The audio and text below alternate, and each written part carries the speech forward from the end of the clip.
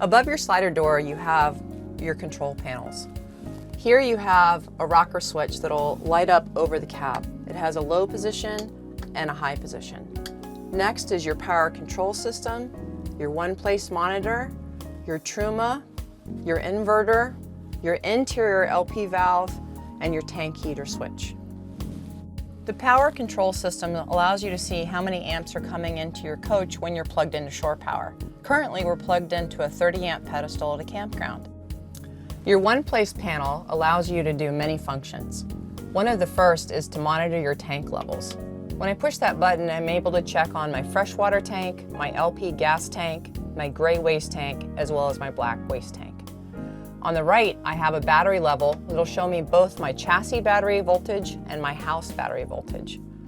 On the left-hand side, I have a water pump switch. This will turn on or turn off the water pump. In order to start your generator, you will hold the start button down and you will hear it come on.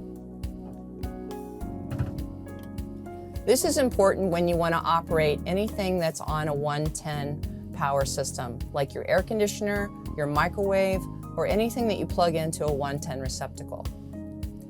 As far as monitoring your runtime on your generator, you can hit the meter right here. And in order to stop your generator, just hold the stop button down.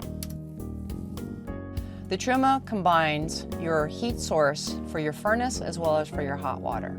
Once you have a power source for your van, either you're plugged into shore power or you've turned on your generator, and you want to operate anything on a 110 volt system, like your air conditioner, your microwave, or any 110 outlets, you'll need to turn on your inverter.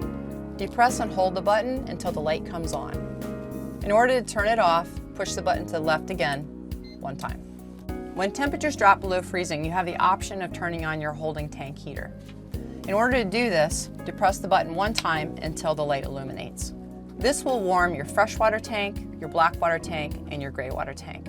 Be sure to turn it off when you're no longer needing it.